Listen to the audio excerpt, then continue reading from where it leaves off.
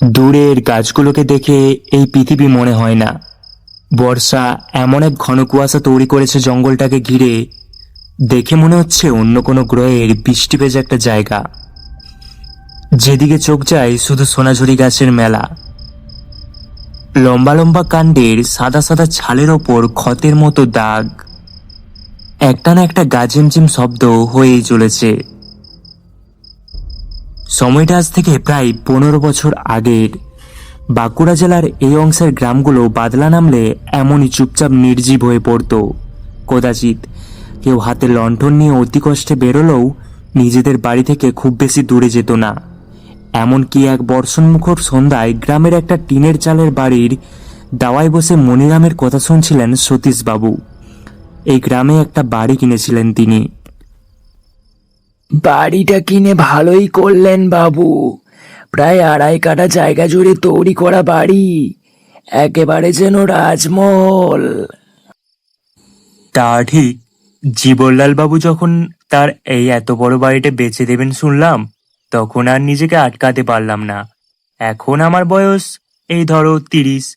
একেবারে বুড়ো যখন হব, তখন এখানে এসে জীবনের শেষ দিনগুলো কাটিয়ে দেব। ততদিনে আশা করি এসব জঙ্গল এলাকাও আর থাকবে না। এই মনিরাম লোকটাকে এই বাড়ির আগের মালিক মানে মধুলাল রায় বহাল করেছিলেন বহু বছর আগে। সেই থেকেই এই বিশাল বাড়িটার তত্ত্বাবধান করেছে লোকটা। না বাবু, এই জঙ্গল এখান থেকে কাটবে না। আমার বয়স যখন মাত্র 16, তখন আমি এখানে এসেছি।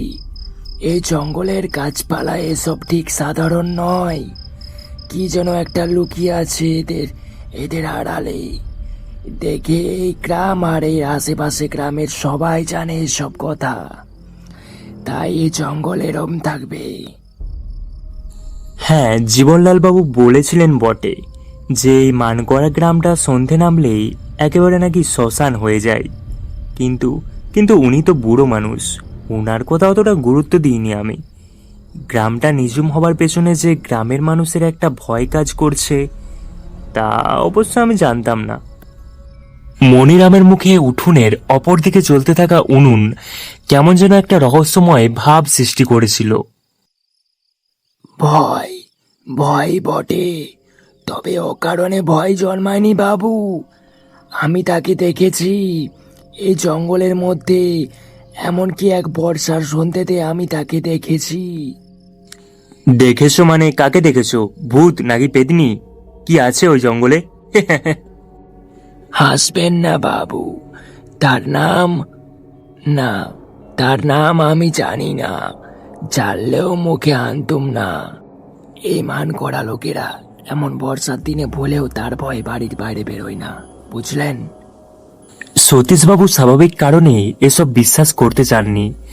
আজ থেকে 15 বছর আগের কথা হলে তখনই কলকাতার চারিদিকে আলো ঝকঝকে পরিবেশে বাস করা মানুষেরা এসব কথা হাওয়াতেই উড়িয়ে দিত। বিশ্বাস হচ্ছে না তো? ভবেশ তাও বিশ্বাস করেনি, কিন্তু কিন্তু সেও একদিন দেখেছিল, বুঝলেন? এই জায়গা আপনাদের কলকাতা নয় বাবু। যাই হোক, রাত হয়েছে, কে নিন, কে চলুন, আপনাকে দিয়ে আসছি।